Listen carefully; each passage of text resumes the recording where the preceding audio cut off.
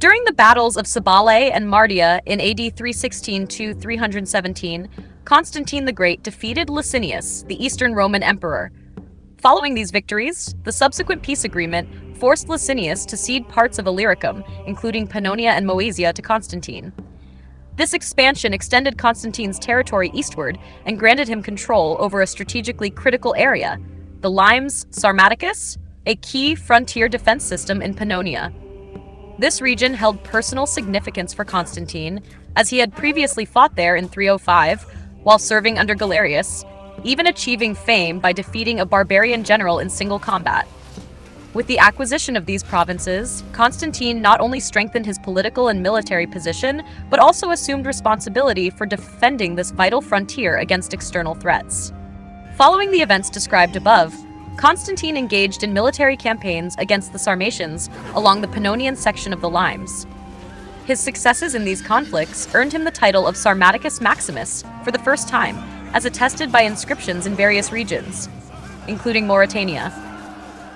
During this period, Constantine seems to have remained in Sirmium for much of the time until 324, when his armies moved against Licinius. Sirmium served as a key base of operations and effectively functioned as his capital during these years.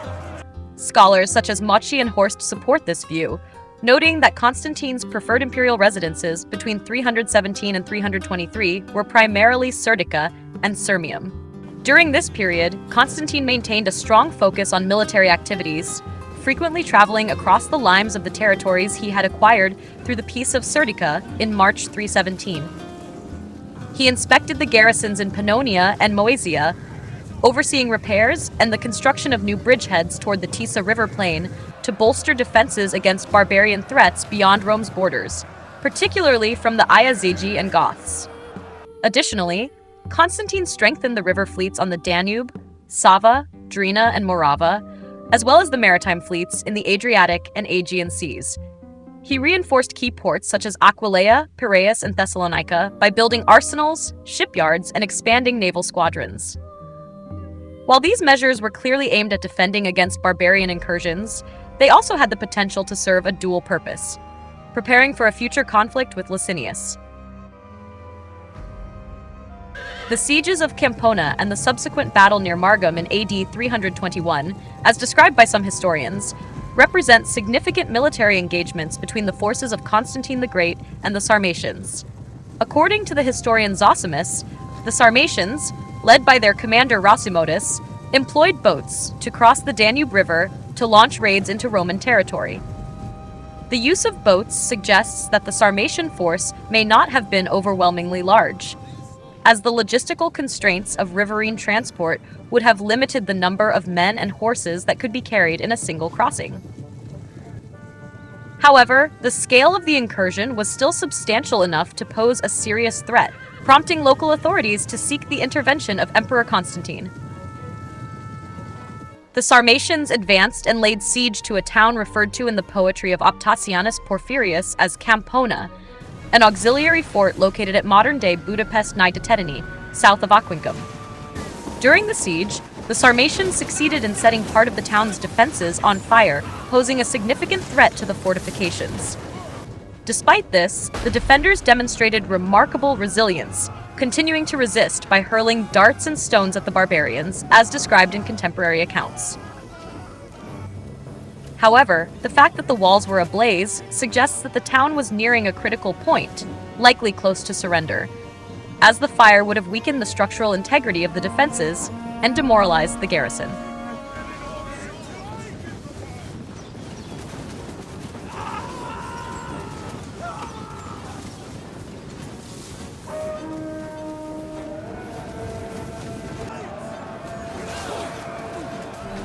In these circumstances, Constantine's ability to advance rapidly and take the Sarmatian attackers by surprise, descending upon them from higher ground, suggests that he and his troops did not have to travel far to reach the besieged town of Campona. This swift intervention allowed Constantine to rout the Sarmatians effectively. According to Zosimus, after their defeat at Campona, the Sarmatians, led by Rausimodus, retreated across the Danube River. Constantine pursued them and launched an attack that resulted in heavy Sarmatian casualties, including the death of Rausimodus. However, Opticianus Porphyrius provides additional detail, identifying the location of this second engagement as Margum, a site in the province of Moesia Prima. These events illustrate the rapid and decisive nature of Constantine's campaign against the Sarmatians along the Danube frontier.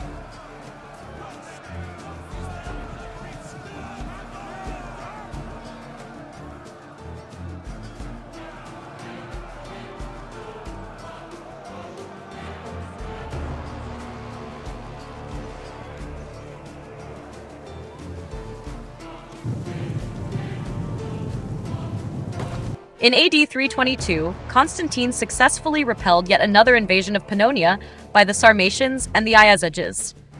Following this victory, he is believed to have initiated the construction of a new section of border fortifications, known as the Devil's Dikes.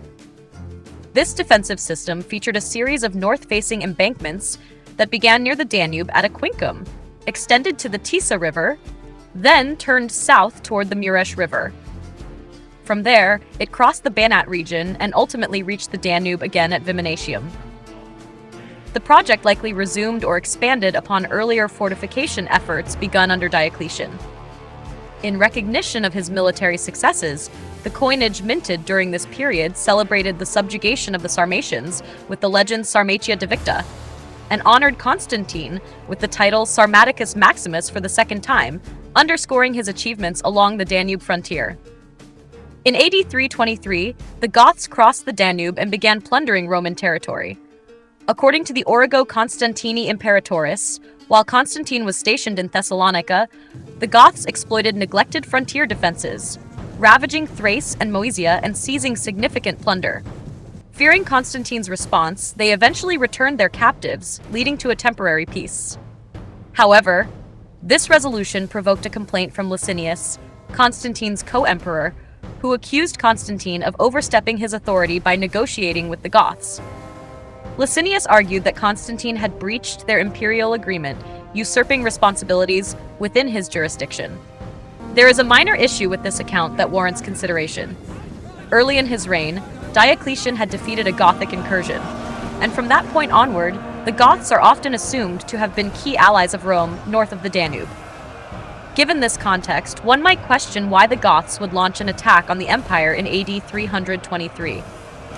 One possibility is that the attack was instigated or encouraged by Licinius, Constantine's co-emperor, since the Goths are later mentioned as supporting Licinius in his conflict with Constantine in 324. This suggests the possibility that Licinius may have orchestrated the Gothic raid to create a pretext for war with Constantine. While this remains a plausible theory, it is also possible that at least one Gothic tribe sought to exploit the growing tensions between the two emperors by launching a raid, especially if Licinius had withdrawn troops from the frontier in anticipation of a potential conflict with Constantine. Such a withdrawal could have left the border vulnerable, encouraging the Goths to exploit the situation. Thus, while the exact motivations behind the Gothic attack remain uncertain, the broader context of imperial disunity and strategic maneuvering between Constantine and Licinius likely played a significant role. When the Goths invaded in 323, the incursion was far more severe than the Sarmatian raid of the year before. At the time, Constantine was in Thessalonica, where he was likely overseeing the construction of a new harbor and fleet. Upon learning of the Gothic invasion, he responded swiftly, canceling all military leave and issuing a harsh decree. Anyone found aiding the barbarians or handling spoils from their raids would be burned alive. This decisive action underscores both the seriousness of the Gothic threat and Constantine's determination to protect the empire's frontiers and maintain order. The fact that Constantine, rather than Licinius, defeated the Gothic invasion in 323 undoubtedly dealt a blow to Licinius's prestige. During the period of peace, Licinius had made Nicomedia in Asia Minor his primary base, leaving him unable to respond personally to an invasion across the Danube. Given the circumstances and the possibility of the Goths extending their raids into Illyricum, Constantine's decision to intervene was both logical and necessary. However, with relations between the two emperors clearly deteriorating by 323, the opportunity to embarrass his rival likely provided Constantine with additional motivation. In the ensuing dispute, Licinius accused Constantine of encroaching on territory under his jurisdiction to defend, while Constantine countered by accusing Licinius of failing to protect the frontier. Constantine would later further diminish Licinius's standing by portraying him as a disobedient junior Augustus, highlighting the deepening rift between the two co-emperors.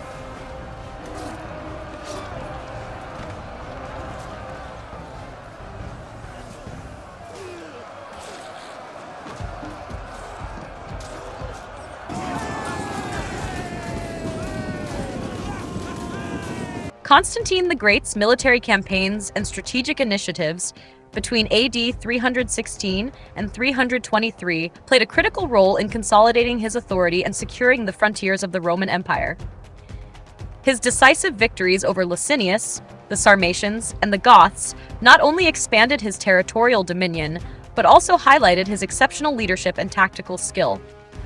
Through efforts such as fortifying the Pannonian limes and constructing defensive structures, like the Devil's Dikes, Constantine strengthened the empire's northern borders against barbarian threats. Furthermore, his political and military maneuvering against Licinius paved the way for their final conflict in 324, culminating in Constantine's unification of the empire under his sole rule. These accomplishments highlight Constantine's significance as a transformative leader, reshaping the political and military framework of the Roman Empire, setting the stage for his eventual embrace of Christianity and the dawn of a new historical epoch.